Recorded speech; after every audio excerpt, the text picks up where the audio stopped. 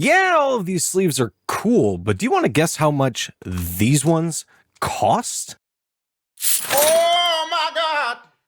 Ha! Sleeves! If you actually play the card game in person or online, and there are dozens of us, aside from your playmat and the in-play cards on your side of the board, the most visible thing about you to your opponent in any given match is your sleeves. And what a thing for them to behold. Seeing as how they're one of the most visible and customizable aspects of collecting, protecting, and playing with Pokemon cards, sleeves have to be some of my favorite bits of merchandise from the Pokemon TCG simply because of their ability to allow for individual expression and because of how much these things can pop.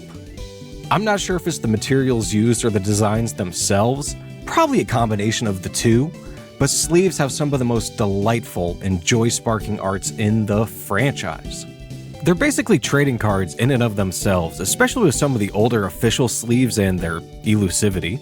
For example, these two right here. These Primal sleeves were included as part of the XY Primal Clash ETB sets, with one for the Primal Groudon box and another for the Primal Kyogre box. They cost a pretty penny, even for just a singular sleeve, and while it may be shocking to see that price point for some sleeves, it's fairly easy to see why if you do some research. Generation 3 is highly beloved, perhaps the most beloved generation by the general public if I had to guesstimate based on my friend groups. So when the remakes for them happened, it's not surprising that the TCG would reflect that release with some branded products themed around it. But it seems like that was a general downtime of the TCG's popularity from hearsay I've encountered online. So not as many people bought the ETBs of that era, and thusly, the sleeves themselves command a bit of a premium on their own.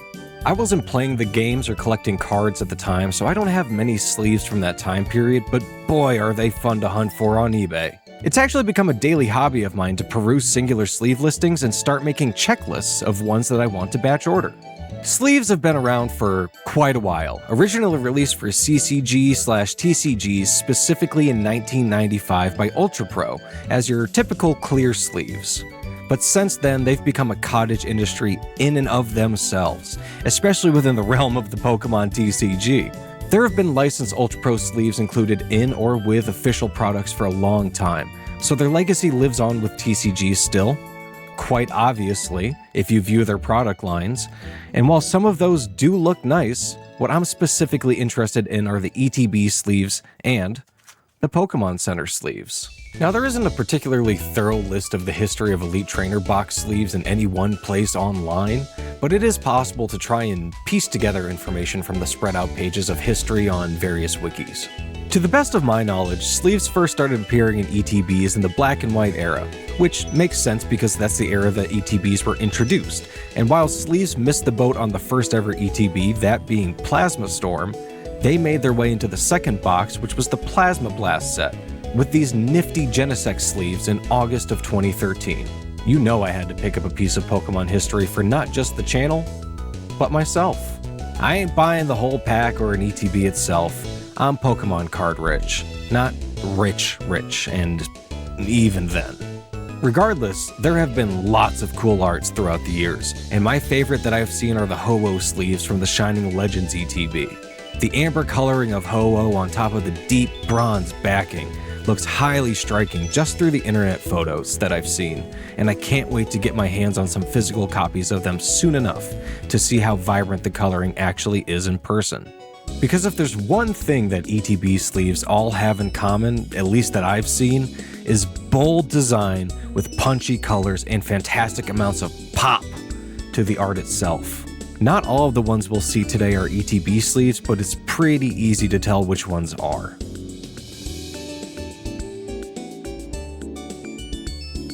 The ones that aren't still have great designs with fun art and dynamic colors, but there's just a certain style to the ETB sleeves that you can probably notice and may enjoy as much as I do. But if there's a type of sleeve I like more than ETB sleeves, it's Pokemon Center sleeves. Take for example these Johto Adventure, Lugia, and Tyranitar sleeves from Pokemon Center Japan. I was casually perusing one of my local game stores the other week when, as I looked through their sleeves section, I saw they had imports, and this pack along with another that we'll get to in a little bit struck my eye. Given their scarce availability and my gotta-have-it mentality for things that spark joy within me, I drove home that day with a few singles and these sleeves. And can you really blame me? I mean, just look at them, says the grown adult. Generation 2 is my personal favorite despite technically being a Gen 1er.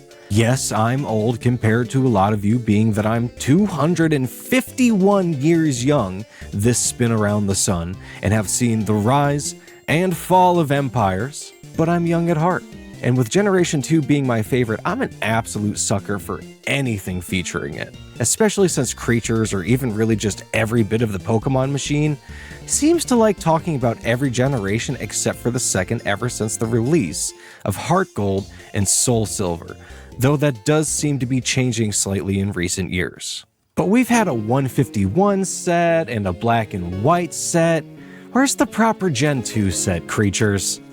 I'll keep showing Feraligatr in these videos until we get an SIR for my boy. And no, Destined Rivals doesn't count. There's no Feraligatr despite the litany of Gen 2 Pokemon featured in the set. Although I am peeping an auction or two for an Ethan's Typhlosion and or Ho-Oh. And if you're watching this and scoffing because a Feraligatr SIR exists, it's because you're watching this in 2032, and I can't see into the future. Yet. But where were we? Oh yes. Look at how delightful this art is and the amount of varied Pokemon it actually features on it. There's even a Marill hiding away here in the back behind the beautiful renditions of Tyranitar and Lugia that are present in the foreground. I honestly wish this art was available as some kind of poster or print to be able to hang on my wall. Same thing with these Jasmine and Ampharos Pokemon Center Japan sleeves. I picked these up a few days later after returning to the same LGS because 1, I missed them my first go around with the sleeve section, and 2, just look at them. They're absolutely adorable. I've played and replayed Generation 2 so much that the Jasmine and Ampharos storyline is basically burned into my brain, so I couldn't not get these when I saw them.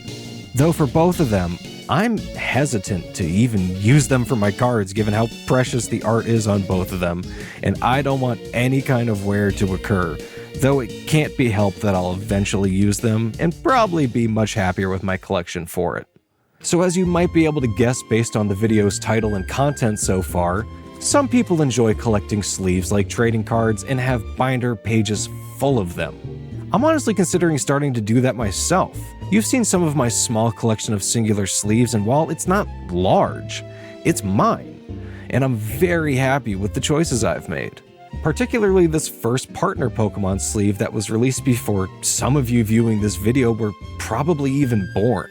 The small bouquet of Pokemon on offer on this sleeve already makes it a prime choice for collectability and appeal, but then you've got the actual designs used in the art, which are A+, cute as heck, and it makes this sleeve a delightful addition to anyone's collection.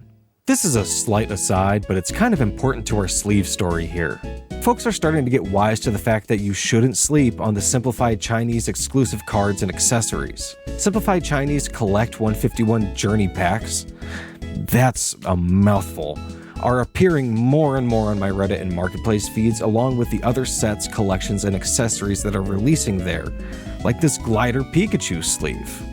Released only as a part of the Beijing Masters Tournament in 2024, I feel lucky to have come across this sleeve for both the price that I did and in the wonderful condition that it's in. Supposedly the 2024 Beijing Masters was the biggest Pokemon TCG tournament that China, and possibly the rest of the world, has ever seen, but it's hard to verify. So there may be a ton of these sleeves floating around out there, but I haven't come across many listings myself. The Simplified Chinese product collections are starting to grow and their sleeve catalog along with it, so keep your eyes peeled on auction sites if you have any interest in these exclusive works of art that you can't find anywhere else. Same with these two sets of Japanese Pokemon Center sleeves. Little pieces of merch like this are getting harder and harder to find, and a lot of the time, the price just keeps going up on them, especially if they're imports like these sleeves are. Don't take that as a sign of dismay though. Just because they're getting harder to find doesn't mean they're impossible to find. eBay and other sites like TCG Player, various third-party seller sites, and Amazon will have listings for American and foreign sleeve packs, but do keep in mind that you'll be paying a premium for them over finding out how to order them directly yourself when possible, especially for foreign sleeves, as importing something usually means you can immediately charge more for it than even a higher scarcity American product, because most people in the US or Europe can easily figure out how to order from their respective Pokemon Center sites. But the Japanese one, good luck getting your average fan to figure that one out. So take the time to do your due diligence and figure out if ordering directly from overseas is something viable for you if you're going to get into sleeve collecting, because while a lot of Pokemon cards come to the West eventually, many of the TCG products aside from that don't, and there are a slew of cool ones to check out. Oh, and try your best to only buy the amount of sleeves you're actually going to need rather than buying a pack for completion's sake. A clean singular sleeve in a binder looks great and will most likely give you the satisfaction you're looking for, typically for a singular dollar plus shipping. You know, as long as you don't play the actual TCG and aren't sleeving an entire deck to show off to the person across from you at the table. And trust me, I know I'm saying this after showing off my packs of sleeves, so do as I say, not as I do. Of course, any video talking about sleeves would be remiss to not mention Dragon Shield, BCW, and the like as third-party companies making good stuff. There are many third-party brands making their own sleeves, and while some are pretty flimsy and cheap feeling, there are a few brands doing great things, and my favorite of the bunch is Dragon Shield. I'm personally a fan of the dual matte sleeves with their black inner coating that really helps the card pop off of the background, and my favorite colorway of the bunch is the Soul Dual Matte. You know, in case Dragon Shield wants to sponsor me, they know what I like. Plus, it's fairly evident to someone who has looked through my personal collection for any amount of time that they're my favorite. So don't be afraid to look towards third-party sources for your sleeving needs if you have no want for fancy branding on the sleeve itself, or just want a stronger and more durable option than official sleeves can offer. Plus, penny sleeves, if they can even be called that, with them usually costing anywhere from 2 to 4 cents a piece nowadays, are always a good option if you just want to protect your cards in the most basic way possible without any of the frills. Do be wary though that not all penny sleeves are the same, and there will be some that you end up liking more than others based on either fit or finish.